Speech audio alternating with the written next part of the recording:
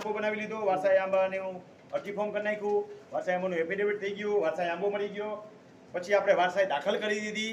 વારસાઈ દાખલ કર્યા પછી વેચણી કરતા પહેલા જેને ન જોતી હોય એની જમીનની હક કમી કરી નાખો. આવા સમયે માનો કે આની સાથે સાથે બીજું શીખવાડી દઈએ કે કોઈ વારસાઈમાં માઇનોર દાખલ થયો હોય તો માઇનોર મેજર થઈ જાય ત્યારે એના વાલીપણું રદ કરવું એ પણ આ એક જ પ્રક્રિયામાં આવી જાય છે બંનેમાં. તો કાંઈ નથી કરવાનું. જેને હક કમી કરવો છે એક એફિડેવિટ બનાવે. હક કમી બે રીતે થઈ શકશે એ બરાબર ધ્યાનમાં રાખો.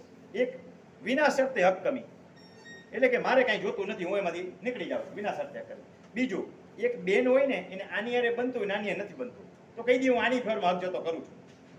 બે રીતે બીજો ભાઈ હોય કે મારે નથી જોતી, આ ત્રણ ભાઈઓમાંથી મારે નથી જોતી, પણ મારે આ ભાઈની ફેરમાં હક જતો કરું, થઈ શકે, પોતાની મિલકત છે. તો એક એગ્રીમેન્ટ બનાવી નાખીએ એફિડેવિટ થકી કે હું નીચે સહી કરનાર, ખાલી જગ્યા વ્યક્તિગત બનાવવાનું છે. અથવા બેનું બધી હારે જમીન કમી કરતા હોય, જો ડિફરન્ટ વાળું હોય તો અલગ અલગ કરો, કન્ફ્યુઝન પેદા ન કરો. પણ વિના શરતે હક કમી વાળા જેટલા હોય એટલા ભેગા કરી શકો કે ભાઈ 3 જણા છીએ, 3 બહેનો છીએ, ઉપરસના અમે રહીએ છીએ, નીચે બધું મારી